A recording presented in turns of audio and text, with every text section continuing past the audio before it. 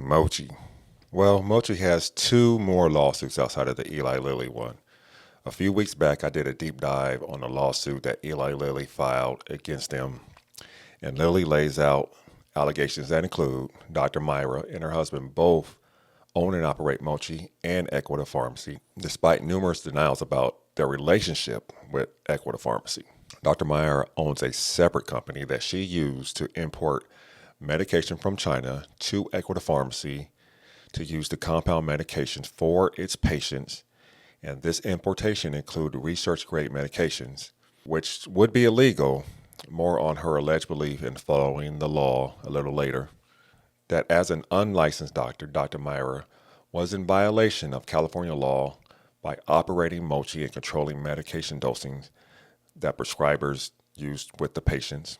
But now Mochi Health is being sued by its former head of human resources and the former head of design.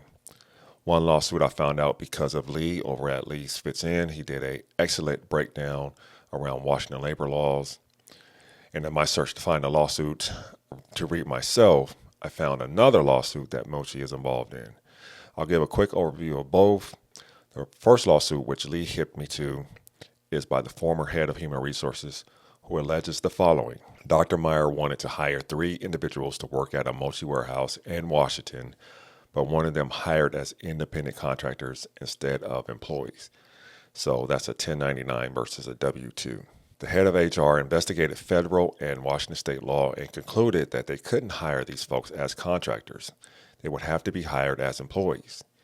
He sent Dr. Myra a message in Slack and stated that they couldn't be hired as contractors due to the law, and Dr. Myra responded back in Slack that she did not give a about the law and ordered him to hire them as contractors. He stated he wanted to talk to Mochi's corporate legal counsel regarding the matter, and Dr. Myra denied the request. Dr. Myra then ordered him to work from home instead of coming into the office, making him the only employee working from home out of the San Francisco location.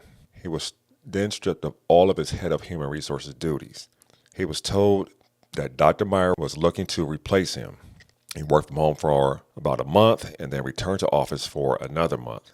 He was then terminated due to what he was told was performance issues, despite never being apprised of any performance issues whatsoever. So as a result, he is suing for whistleblower retaliation, wrongful termination, and an infliction of emotional distress. The other lawsuit regarding the senior visual designer, the allegations in this suit are that the designer was diagnosed with iron deficiency and on December 11, 2024, requested an accommodation of 2 to 3 hours every other week to seek treatment.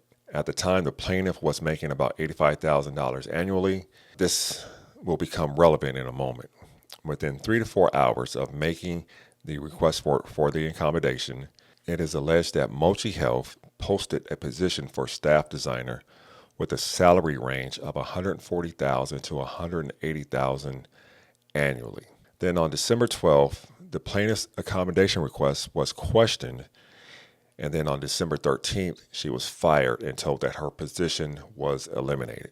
Now remember, they posted a new position just a few days earlier after she requested the accommodation, and that position came in with a significantly higher salary. There is also an allegation that Mochi deleted evidence by setting Slack messages to automatically delete after 2 months, despite ongoing employment disputes that will require preservation of these messages.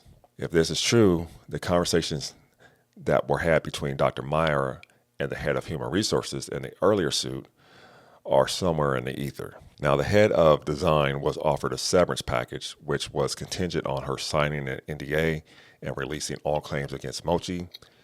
She refused to sign the document, so now she is suing for disability discrimination, failure to provide reasonable accommodation, retaliation, sex and gender discrimination, Equal Pay Act violations, and many other items.